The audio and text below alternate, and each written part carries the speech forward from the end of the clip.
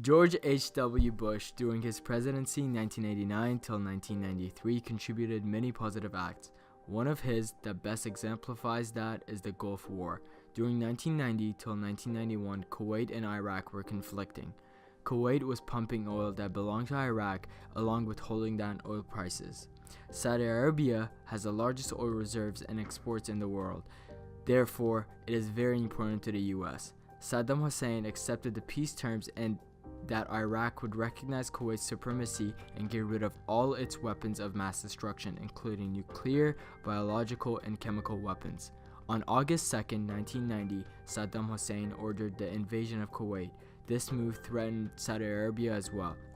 U.S. troops were deployed to Saudi Arabia to protect their oil supply and keep all the members of the Union safe against Iraq. After years of steady growth, the economy entered into its worst economic downturn since the Great Depression. The recession was caused by a housing crisis and risky investment practices. The economic downturn resulted in a high rate of housing foreclosures, high unemployment, investment bank failures, losses in the stock market, and hardships on many American families. The Great Recession, as it came to be known, was a major issue in the 2008 presidential election. The Homeland Security Act established the Department of Homeland Security following the 9/11 attacks with the hope of creating a body to directly investigate and prevent terrorism. The Patriot Act passed to enhance the law enforcement investigatory tools by reducing restrictions pertaining to law enforcement requests to search telephone records, email communication, and health records. When George H.W. Bush was sworn in as president on January 20th, 1989, he took over from the very popular Ronald Reagan. In his inaugural address, Bush spoke out about homelessness, crime, and drug addiction. He advocated volunteerism and community involvement, pledging to support 1,000 points of light of all the community organizations that are spread like stars throughout the nation doing good. He talked about working with domestic Congress, tackling through issues such as the budget. He pledged to begin a new chapter with unity, diversity, and generosity. Despite his initial promise to work with Congress, however, President Bush often depended on the veto power, and he occasionally used that threat to veto to shape legislation. The president would go on to have a particularly acrimonious relationship with the Senate Majority Leader George Mitchell, whom he viewed as excessively partisan. After 42 days of relentless attacks by the Allied competition in the air and on the ground, U.S. President George H.W. Bush Sr. declared a ceasefire on February 28th. The point is, it's going to be bloody. There are going to be thousands and thousands and thousands of casualties. By that time, most Iraq forces in Kuwait had either surrendered or fled. Through the Persian Gulf War was initially considered an unqualified success for the international coalition. Simmering conflicts in the troubled region led to the Gulf War, the Second Gulf War, known as the Iraq War, that began in 2003. During his presidency, President Bush devoted much of his time for foreign affairs, and over which presidents generally have more latitude than they do with domestic affairs. In his inaugural address, Bush spoke of unity between the executive and legislative branches in foreign affairs, presenting a united front of the rest of the world. What really stands out was Bush and his unemployment rate, which was really climbing well into 1992. The recession was technically short and markets boomed, but the unemployment rate was a killer in November. When Bush took office as president January 1989, the end of the Cold War wasn't clear. American skeptics in the press and among advertisers warned that it might be a trick to design to lull a free world. Bush, a staunch Cold Warrior throughout his career, decided to slow the pace of the Soviet-American negotiations. He did not believe, as had Reagan, that nuclear weapons could be abolished. He wanted to maintain a strong American nuclear arsenal that was wary of agreements that might give the Soviets an advantage. He was not convinced that the Soviets had abandoned their disruptive behavior in the Third World. Ross Perot is an American businessman, billionaire, and former politician. He is the founder, former chief executive officer of Electronic Data Systems and Parrot Systems. He ran an independent presidential campaign in 1992 and a third-party campaign in 1996, establishing the Reform Party in the latter election. Both campaigns were among the strongest presidential showings by a third-party or independent candidate in U.S. history. He ran against George W. Bush in the election and lost because he seemed unprepared due to other activities. The Somalia Mission. On October 1933, American troops launched a raid in the Somali capital, Mogadishu.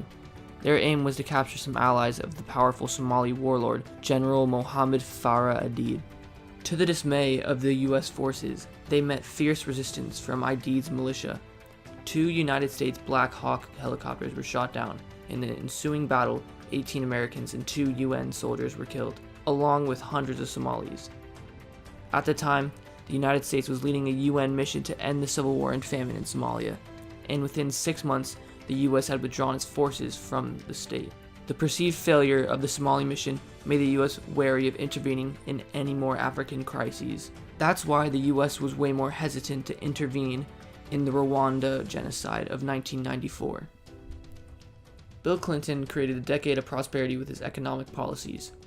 He first enacted the contractionary fiscal policy and raised taxes with the Omnibus Budget Reconciliation Act of 1933. First, he raised the top income tax rate from 28% to 36% for those earning more than $115,000 per year, and 39.6% for income above $250,000. It increased the corporate income tax from 34% to 36% for corporations with incomes over $10 million. It also ended some corporate subsidies, taxed Social Security benefits for high-income earners, and created the Earned Income Tax Credit for incomes under $30,000. Second, Clinton cut spending by reforming the welfare program by requiring recipients to get a job by their second year and limiting their benefits after the 5th year. This lowered the unemployment rate and gave people more opportunity for economic freedom. Third, he signed the North American Free Trade Agreement. It eliminated tariffs between the United States, Canada, and Mexico, and it's the largest trade agreement in the world. Even though Clinton created a bustling economy full of possibilities and growth, he still regrets a few things. He's especially bitter that his healthcare and Social Security acts fell through. His, and along with his wife Hillary Clinton's healthcare plans, both failed to take off. And this was Bill's biggest failure behind getting Oral in the Oral Office. The Monica affair. Contrary to the White House accusations, those doing the bulk of the original reporting did not ferry false leaks and fabrications into coverage of the Clinton/Lewinsky story. But in some important cases, the press leaned on the suspicions of investigators that did not hold up and downplayed the denials of the accused, according to a new study. The findings of the study, conducted by the Committee of Concerned Journalists, raised questions about whether the press always maintained adequate skepticism about its sources. There were occasions, moreover, when the press got ahead of the facts in its basic reporting. Others then used that work to engage in some reckless speculation and propaganda. It's an oversimplification to say that the press had been vindicated. The study, conducted under the supervision of journalist Jim Doyle, former special assistant to the Watergate special prosecutors, was an attempt to discern the nature of the press coverage to date by examining several major threads of the story and comparing them to the Starr report and its supporting evidentiary material. The goal was to make a disciplined and detailed examination of the coverage in order to balance accusations on both sides that the reporting had been proven substantiated or that it had been manipulated by misleading leaks. The study identified 6 major threads, tracking their first appearance and subsequent development in major news outlets in print, television, and the internet. Many factors contributed to Yugoslavia's collapse in the early 1900s, beginning shortly after Josip Broz Tito's death in May 1980 until United Nations troops invaded on December 20th, 1995. Yugoslavs in the 6 historic regions strove to carve out the independent countries that exist there today. Continued U.S. involvement in the Federation of Bosnia-Herzegovina hinges on whether former Yugoslavian regions continue to bring war criminals to the U.S. tribunal that was established by the Dayton Peace Accords of 1995. Thus far, the former Yugoslavia has largely failed at doing that. The Federation of Bosnia-Herzegovina, of which Sarajevo is its capital and largest city, is a republic consisting of 2 regions. Bosnia, the largest and historic most significant region located in the north with its thickly forested land, and Herzegovina with its large rocky hills and farmland in the southern part of the republic. Living on a small strip of land along the Adriatic Sea, Serbs and Croatians constitute half the population and Bosnian Muslims make up 40%. Religiously speaking, most members of the republic are Sunni Muslims, sometimes called Bosniaks, Eastern Orthodox, Roman Catholics, and some Islamic. On March 30th, 1981, a man named John Hinckley Jr. attempted to assassinate President Ronald Reagan, shooting the president, a Secret Service agent, a Washington, D.C. police officer, and the president's press secretary, Jim Brady. Brady was shot in the head and left partially paralyzed. Hinckley used a fake address and photo ID to purchase the gun he used to shoot the president. As a response to the shooting, Jim Brady's wife, Sarah, became a gun control advocate.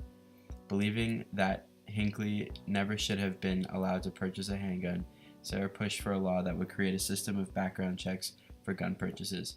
During his time in office, President Bill Clinton approved multiple gun control measures. The chief accomplishment of the Brady Bill was requiring background checks for anyone buying a firearm from a federally licensed dealer. At first, it did so by requiring a 5-day waiting period on gun purchases while officials ran the required background checks. But with the creation of the National Instant Criminal Background Checks in 1998, the background checks became nearly instantaneous. The Brady Bill also allowed states to conduct their own background checks to substitute for the requirements of the Brady Bill. The second gun control measure was the Federal Assault Weapons Ban of 1994, which was enacted in response to a mass shooting that occurred in California Elementary School in 1989, which killed several children and injured many more.